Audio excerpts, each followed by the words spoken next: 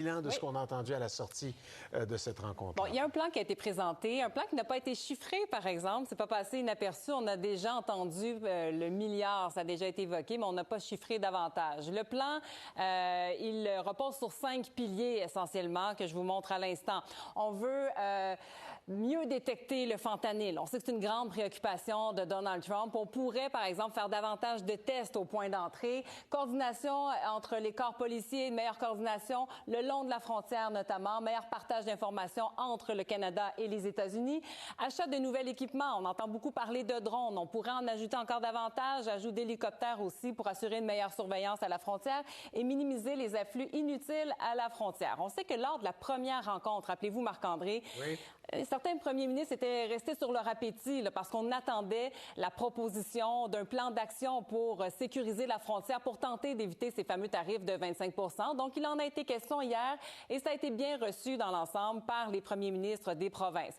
Après la rencontre, il y a eu des réactions, notamment celle de François Legault qui a écrit ceci sur X. Il dit « J'ai proposé à mes homologues de demander dès maintenant une renégociation formelle et bilatérale de notre accord de libre-échange avec les États-Unis plutôt que d'attendre à 2026.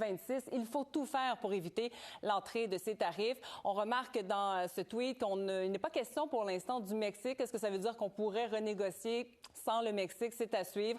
Autre réaction après cette rencontre avec les premiers ministres, celle de Doug Ford qui a pris la parole au nom du groupe, si vous le voulez. Il a dit que Chrystia Freeland allait maintenant établir une liste de produits américains qui pourraient aussi être assujettis à des tarifs au Canada. L'Ontario ferait de même.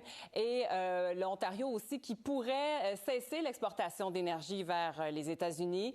On peut écouter Doug Ford.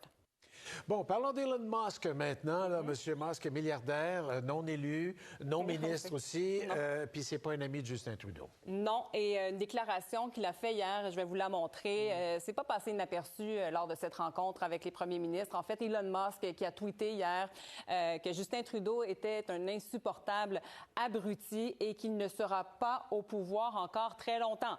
On sait qu'Elon Musk aura un rôle au sein de la nouvelle administration Trump. Il sera co-directeur de ce nouveau département de l'efficacité énergétique où il devra sabrer dans les dépenses. Donc, pourquoi est-ce qu'il a fait cette déclaration hier? Il faisait référence à un discours de Justin Trudeau un petit peu plus tôt dans la soirée. Justin Trudeau qui participait à un gala sur la place des femmes en politique. Et donc, c'est ce qu'il a mis ici, il l'a inclus dans son tweet. Et lors de cette déclaration, il a dit en fait qu'il a associé la victoire de Kamala Harris aux États-Unis à une baisse des droits des femmes là, aux États-Unis. On peut entendre d'ailleurs ce que Justin Trudeau a dit. We were supposed to be on a steady, if difficult sometimes, march towards progress. And yet, just a few weeks ago, the United States voted for a second time to not elect its first woman president. Certains premiers ministres qui ont dit à Justin Trudeau lors de la rencontre hier que ce genre de déclaration en ce moment, c'est contre-productif parce qu'on tente de bâtir des ponts présentement avec la nouvelle administration, avec les États-Unis. Très bien. Merci, Chantal. On semble être prêt à en livrer. En tout cas, on veut une réplique robuste. Oui, et hier, on a encore une fois senti que les provinces, Marc-André, étaient mobilisées, tenaient à parler d'une seule voix, en riposte à cette menace de tarifs douaniers de 25 % qui serait catastrophique pour l'économie ici au pays notamment. Alors hier, il y a un plan qui a été déposé pour sécuriser la frontière, un plan en 5 piliers, si vous voulez. Alors les voici. On veut mieux détecter notamment le fentanyl. On pourrait faire davantage de tests au poste d'entrée, meilleure coordination entre les corps policiers le long de la frontière également, meilleur partage d'informations entre le Canada et les États-Unis, un nouvel équipement qui pourrait être ajouté, on pense à des drones, des hélicoptères entre autres, minimiser aussi les afflux inutiles à la frontière, donc 5 grands piliers de ce plan présenté hier soir, un plan qui a été très bien accueilli. Après la rencontre, le premier ministre du Québec, François Legault, a déclaré ceci, il dit « J'ai proposé à mes homologues de demander dès maintenant une renégociation formelle et bilatérale de notre accord de libre-échange avec les États-Unis plutôt que d'attendre à 2026. On veut vraiment éviter cette guerre de tarifs, trouver une solution rapidement. Et il dit bilatéral, ça pourrait peut-être exclure le Mexique, ça reste à voir. Une autre réaction après cette rencontre, celle du premier ministre de l'Ontario, Doug Ford, qui a pris la parole. Il dit que Chrystia Freeland va établir dès maintenant une liste de produits américains qui pourraient être assujettis à des tarifs ici au Canada. Donc l'Ontario qui irait de l'avant, l'Ontario qui pourrait aussi mettre un frein à l'exportation d'énergie en direction des États-Unis. On écoute Doug Ford là-dessus. Elon Musk n'a pas apprécié un commentaire dans un discours de M. Trudeau hier, hein? Pas du tout. Oui, et ça fait réagir Marc-André lors de cette rencontre. Je vous montre d'abord cette déclaration. Il a dit, Elon Musk, que Justin Trudeau, le premier ministre, était un insupportable abruti.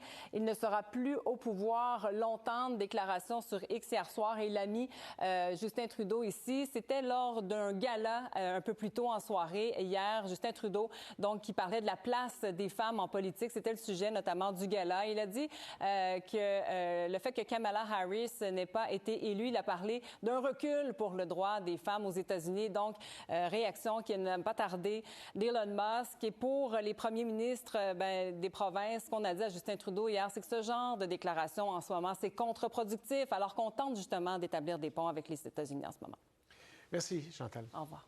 Santé Canada qui vient de publier là, ce portrait de la situation canadienne. Oui, volumineux rapport, Marc-André, qui dresse vraiment un portrait complet de la situation avec les plus récentes données qu'on a entre les mains, qui datent donc de 2023. On a comptabilisé tout ça chez Santé Canada.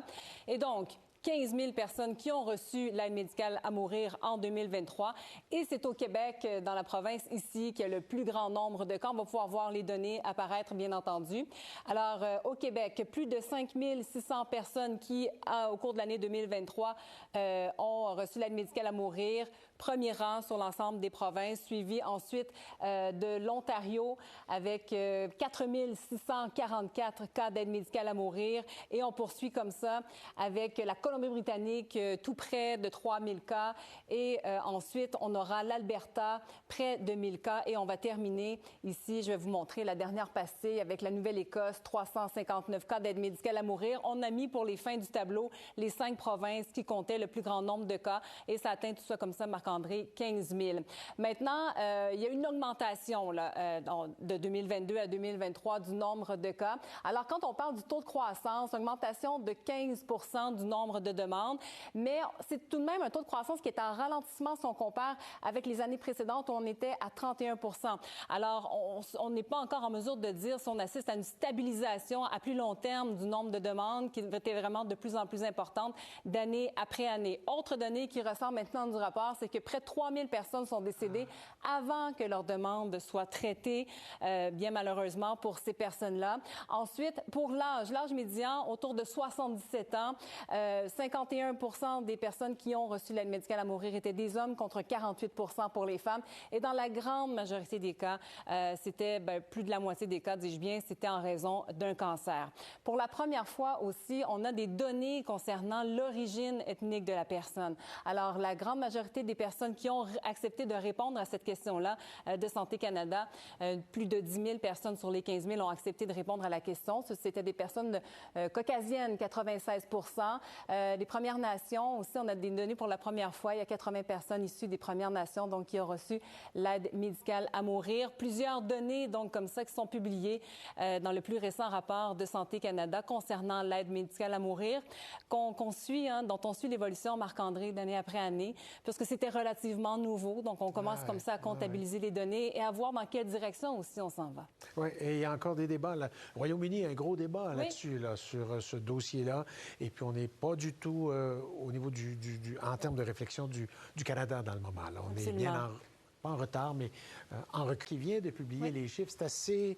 Ça donne un nouveau portrait de la situation. Exactement. Donc, Santé Canada, qui, à partir des plus récentes données qui datent de 2023, nous dresse le plus récent portrait de la situation concernant les demandes d'aide médicale à mourir au pays. Donc, déjà, ce qui ressort, c'est que 15 000 personnes en ont fait la demande au cours de la dernière année. Et là, je vais vous montrer le portrait, si vous voulez, à l'échelle du pays. Où est-ce qu'il y a eu le plus grand nombre de demandes? Eh bien, c'est au Québec, avec tout près de 5 600 demandes, suivi ensuite de l'Ontario avec 4 644 cas. Et on suit maintenant avec la Colombie-Britannique, 2 759, province qui suit l'Alberta, tout près de 1000 cas d'aide médicale à mourir. Et on termine avec la Nouvelle-Écosse, tout près de 400 cas. On a mis pour les fins du tableau les 5 provinces où on comptait le plus grand nombre de demandes et de cas d'aide médicale à mourir. Il y a d'autres données, bien bien sûr, qui se dégagent de ce rapport de Santé Canada qui vient tout juste d'être publié. Donc, il y a, pour ce qui est du taux de croissance, si on regarde, il y avait donc par rapport à l'année 2022, on est en augmentation concernant le nombre de demandes de 15 %. Mais ce taux de croissance-là, concernant les demandes, il diminue presque de moitié parce que si on compare avec les années précédentes, il était de 31 %. Donc, il est trop tôt pour dire, selon Santé Canada, si on assiste à une stabilisation de la hausse des demandes concernant l'aide médicale à mourir, parce qu'on sait à quel point il y avait énormément de demandes dès que l'offre a été offerte donc au pays. Il y a 2906 personnes qui sont décédées avant que leur demande soit traitée, selon Santé Canada, toujours en 2023. Et puis, concernant maintenant l'âge des personnes, l'âge médian est de 77 ans. Pour ce qui est des hommes, 51 % étaient des hommes, 48 % des femmes. Ça suit la tendance mondiale. Et puis, bon, pour la majorité des cas, c'est en raison d'un cancer qu'on n'était pas en mesure de traiter, qu'on avait demandé l'aide médicale à mourir avec 64 %. Et pour la première fois dans ce rapport, on a des données sur l'identité, finalement, des demandeurs.